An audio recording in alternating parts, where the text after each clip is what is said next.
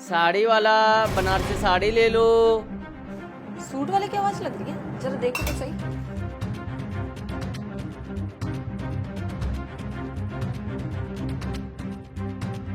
तो साड़ी ले, बनारसी साड़ी ले, सूट ले, साड़ी ले। अरे साड़ी वाले भैया, जी मैम साहब। जरा ऊपर आना। ठीक है मैम साहब, आया अभी।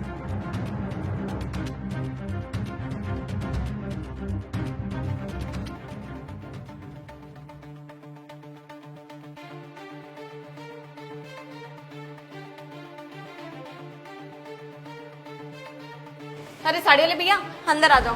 अंदर आ जाए मतलब मैडम? अरे वो मेरे को साड़ी देखनी है ना, तो मैं तसल्ली से बैठ के साड़ी देखूंगी। आप अंदर आ जाओ। ठीक है।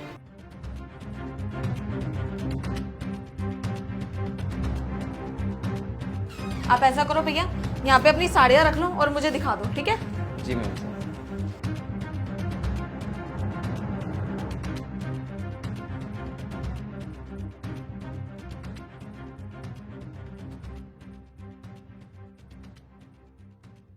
अरे वो मैम साहब, बाहर ना बहुत गर्मी हो रही है और मैं ना इधर उधर भटक भटक के ना मेरा गला सूख गया। आप एक गिलास पानी ले आओगे? हाँ ठीक है भैया, आप यहीं बैठिए, मैं लेकर आती हूँ।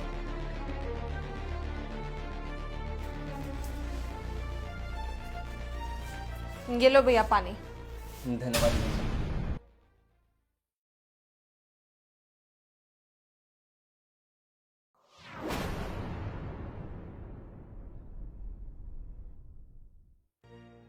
अच्छा मैम साहब, एक बात पूछनी थी मुझे आपसे।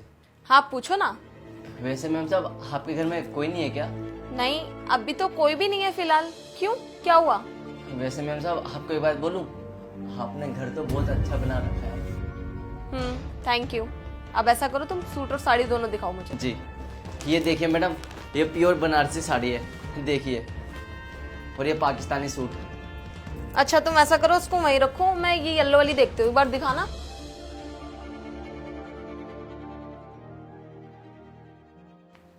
नहीं ये वाला नहीं, वो वाला सूट दिखाना एक बारी। ये ले देखिए।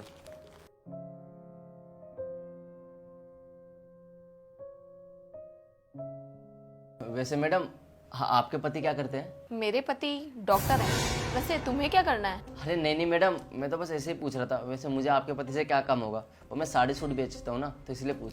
अच्छा तुम एक काम करो, ये वाला नहीं और ये वाला भी नहीं, वो तीसरा वाला सूट दिखाओ मुझे। ये वाली सूट मैडम? नहीं वो नीचे येलो वाला। अच्छा ये वाली, ये लीजिए। ये लो। अच्छा मैडम, आपके पति तो अच्छा खासा पैसा कमा लेते होंगे ना? हाँ मेरे पति डॉक्टर हैं, तो अच्छा खासा कमा लेते हैं। और वैसे तुम भी तो साड़ियाँ बेचते हो, तो तुम भी अच्छा खासा कमा लेते होगे। हाँ मैडम, ये सूट और साड़ी बेच के गुजारा तो चल ही जाता है। वैसे इस टाइम तुम्हारे पति कहाँ होंगे? मेरे पति? वैसे तुम ये सब क्यों पूछ रहे हो? तुम्हें कुछ काम है क्या उनसे? अरे नहीं नहीं मैडम, वो तो मैं बस आपसे ऐसे ही पूछ रहा था। वैसे तुम इतनी तहकीकात कर रहे हो, तुम्हें कुछ काम है क्या उनसे? और हाँ तुम एक बात बता दूं, मेरे हस्बैंड का ना आज ऑफ है, वो अपने दोस्तों के साथ ना बाहर घूमने गए। अभी 4-5 घंटे में घर पे वापस आ जाएंगे, और जब तक मैं अकेली हूँ घर में। अरे वैसे भैया, आप ये सारी बातें छोड़ो और ये बताओ कि सूट के कितने पैसे हुए, क्योंकि ये सूट ना मुझे बहुत ज्यादा पसंद आया। क्या ये वाली सूट? मैम साहब, आपको ये वाली सूट ना 3500 रुपये की पड़ जाएगी। क्या 3,500 रुपए इस सूट का रेट है? अरे भैया ठीक ठीक लगाओ ना, तुम कैसी बातें कर रहे हो? तुम्हें पता है शोरूम के अंदर भी इतने महंगे कपड़े नहीं मिलते 3-4 हजार रुपए के, और तुम मेरे को ही पागल बना रहे हो। मैं ना बहुत अच्छे से बार्गेनिंग कर लेती हूँ, इसके ठीक ठीक लगा लो आप। चलो ठीक है मैम साहब, मैं ना बिल्कुल एकदम लगाऊंगा ना आपकी ना मेरी। मैं इस सूट के ना 2500 रुपये लगा दूंगा, क्योंकि आपने मुझे पानी भी पिलाया है, इतना तो मैं आपके लिए कर ही सकता हूँ ना। क्या 2500 रुपए? एक मिनट।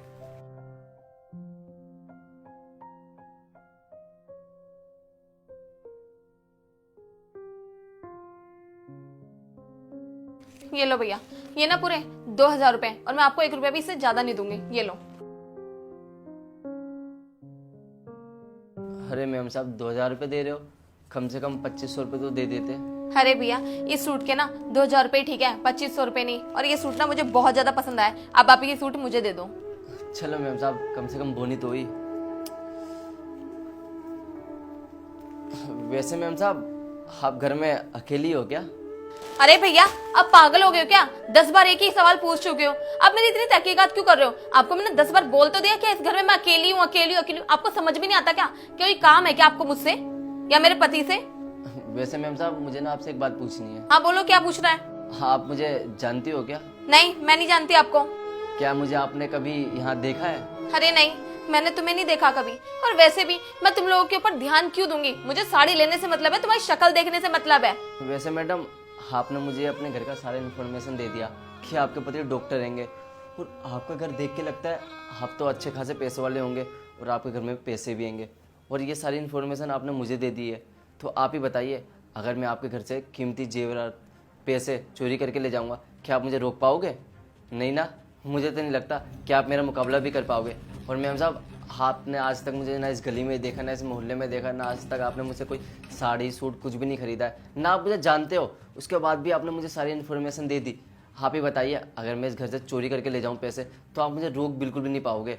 बताइए मैडम, आपने जो करा ये सही हैगा? अगर मैंने इस घर से कोई चोरी करके ले जाऊँ, इसके जिम्मेदार सिर्फ आप ही होंगे, क्योंकि आपने मुझे इस घर की सारी इन्फॉर्मेशन दी है। अरे घबराइए मत, मैं कोई चोर चक्का नहीं हूँ। अरे भैया, अगर तुम चोर नहीं हो तो फिर कौन हो?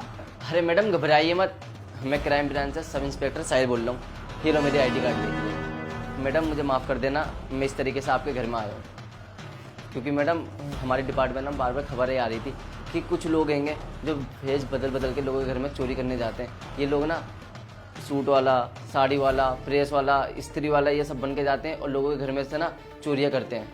और मैडम वो ना लोगों के घर में जा जाके फ्रॉड करते हैं। तो मैडम हम इसीलिए भेज बदल बदल के लोगों के घर में जा रहे हैं, उनको सूचित कर रहे हैं कि किसी को भी अपना इन्फॉर्मेशन देने से पहले एक बार उनके बारे में जान पहचान कर लेना जरूरी है, क्योंकि ऐसे लोग ना मैडम बहुत खतरनाक होते हैं। और मैडम वो वैसे ही लोगों के घर में जाके बड़े बड़े फ्रॉड करते हैं। तो मैडम हमने इसीलिए ना भेज बदल बदल के लोगों के घर में जाते हैं, उनको अवेयर करते हैं। कभी भी किसी को ना अपना इन्फॉर्मेशन देने से पहले एक बार उनके बारे में जान पहचानना चाहिए, क्योंकि अगर आपने किसी को अपना इन्फॉर्मेशन दे दिया, अगर आपके घर में चोरी हो गई या कुछ हो गया, इसके जिम्मेदार कौन होंगे?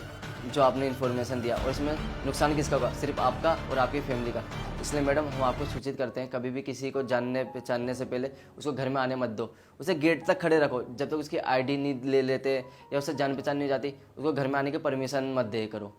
और मैडम आप ही सोचिए, अगर आपके साथ कभी फ्रॉड हो जाए, इसमें नुकसान किसका होगा? आपके और आपकी फैमिली का। तो मैडम आप सूचित रहिए, सावधान रहिए, और किसी को भी ना ऐसी इन्फॉर्मेशन नहीं देनी चाहिए। तो मैडम मेरा यही मोटिव था कि आपको मैं सूचित करूं। और मैडम अगर मुझसे कोई गलती हुई है तो मुझे माफ़ कर देना। थैंक यू सो मच भैया कि आपने मुझे अवेयर कर दिया। अगर आपकी जगह कोई और बहरूपिया होता तो न जाने पता नहीं क्या ही हो जाता। मेरे घर में जितने भी पैसे रखे हुए हैं और गहने वगैरह रखे हुए, वो सब कुछ चुरा के ले जाता और पता नहीं मेरे साथ भी क्या कुछ नहीं करता।